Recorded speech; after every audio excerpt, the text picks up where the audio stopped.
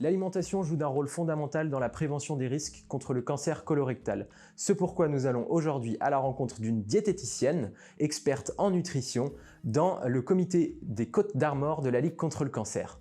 Bonjour Nise. Bonjour. Donc on se retrouve ici aujourd'hui au comité des Côtes d'Armor de la Ligue contre le cancer, où tu as l'opportunité d'intervenir. Est-ce que tu pourrais déjà te présenter en quelques mots ? Alors, je suis Nise Semo-Jounan, je suis diététicienne et je travaille en tant que libérale. Je suis spécialisée dans les maladies cardiovasculaires, mais aussi beaucoup dans le cancer parce que j'ai commencé ma vie de travail en tant que diététicienne au Centre européen de cancer à Paris, Gustave Roussy. Et donc voilà, là, ça m'a beaucoup plu. Ça m'a permis de voir un peu comment on pouvait traiter le cancer au niveau de l'alimentation, le prévenir aussi. Et donc arrivé en Bretagne, c'était tout à fait naturel que j'aille frapper à la Ligue pour leur proposer mes services et ainsi continuer à travailler dans ce domaine, qui me plaît beaucoup d'ailleurs. D'accord, alors justement, pourquoi l'alimentation peut-elle être source de risque en fait et de facteurs de cancer colorectal ? L'alimentation en elle-même n'est pas un facteur de risque.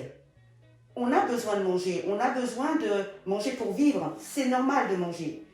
C'est juste que il peut avoir, à un moment donné, on mange mal, c'est-à-dire qu'on appuie sur le champignon de tel ou tel aliment, on l'utilise mal, on mange trop, et là ça peut porter préjudice à notre santé. Donc oui, l'alimentation n'est pas un facteur de risque. La mauvaise alimentation, oui. Alors justement, à ce titre, est-ce qu'il y a des aliments qu'il faut plutôt éviter ? Il n'y a pas d'alimentation à éviter. Il y a des aliments qui sont trop mangés, ou bien ceux qui sont oubliés. Certaines personnes ne mangent pas de légumes, par exemple, ou très peu, donc ne bénéficient pas de tout les compétences des fibres alimentaires dans les légumes. Et donc pour ça, pour le côlon, justement, ça peut poser problème, parce que la fibre permet d'assainir le côlon, de garder un équilibre de la flore intestinale, et c'est très très important.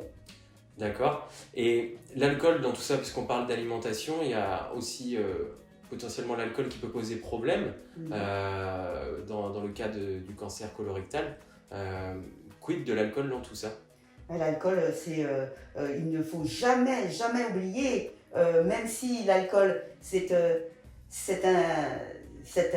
élément que nous utilisons pour augmenter un peu la convivialité, mais il ne faut jamais oublier que l'alcool est un toxique pour tous les biochimistes. Les chimistes, l'alcool c'est un toxique. Donc ça veut dire quoi ? Ça veut dire que l'alcool passe déjà par le foie, peut aller au cerveau. L'alcool a des entrées partout dans le corps, et notamment dans le système digestif, où tout l'écosystème du système digestif peut être complètement déséquilibré à cause de l'alcool, mais surtout à cause d'une consommation massive d'alcool, trop forte d'alcool et trop quotidienne, récurrente. Cette consommation-là va nuire gravement à la santé. Voilà. Si vous aviez un conseil à donner aux personnes qui nous écoutent, qui nous regardent, globalement au niveau de l'alimentation, quel serait-il ? Alors c'est surtout ne pas faire d'impasse sur une alimentation équilibrée. Ne pas se dire tel aliment est mauvais pour moi. Non, il sera mauvais s'il est mangé de façon unique. Si l'alimentation aussi est très fermée. Il faut ouvrir son alimentation, il faut être curieux, il faut manger de tout. On connaît les 5 familles d'aliments, les féculents, la famille des féculents, la famille des viandes, poissons, la famille des produits laitiers, la famille des matières grasses, la famille des fruits et légumes, très important parce qu'il y a des fibres, parce qu'il y a des vitamines. Donc on connaît toutes ces familles et il faut les utiliser, il faut diversifier, donc avoir toutes les familles dans l'assiette et varier dans ces familles.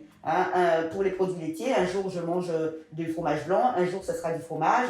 Pour les viandes, tourner sur les viandes, les poissons, les œufs, c'est très très important. Et puis surtout, moi je dirais, dans le cas des cancers, on le voit très bien et les oncologues sont très très sensibilisés là-dessus, il ne faut pas qu'il y ait de dénutrition. Donc, il faut que les personnes pensent surtout à ne pas retirer les protéines de leur vie alimentaire, hein, qu'il y ait toujours de la viande, du poisson ou des œufs dans leur assiette. Ça, c'est très important parce que quand il y a une dénutrition lors d'un cancer, ça veut dire que le traitement risque de moins bien marcher, ça veut dire que la personne aussi risque de s'affaiblir. Donc voilà, une problématique arrive uniquement parce qu'il y a une dénutrition. Et ça, c'est très important. D'accord, donc manger de tout finalement, Oui. sans se priver, mais en se limitant. En se limitant, mais limitant, c'est un peu, c'est pas tellement le mot, se limitant, c'est la juste mesure. La juste mesure. La juste mesure de ce dont on a besoin. D'accord. Ne pas oublier que la prise de poids, l'obésité, la forte surcharge modérale ou l'obésité peut être aussi un facteur de risque, bien sûr, hein, de cancer. Hein, voilà. Donc, il faut la juste mesure sur les quantités à absorber par jour, les rations journalières, comme nous on dit, et puis aussi être curieux de l'aliment, varier, c'est très important. Il faut varier, la juste mesure, c'est le mot de la fin. Merci beaucoup Nise. Merci à vous. Merci pour ces conseils. Un grand merci à Nise de nous avoir reçus. Vous l'aurez compris, le mot d'ordre, c'est varier, avoir le choix.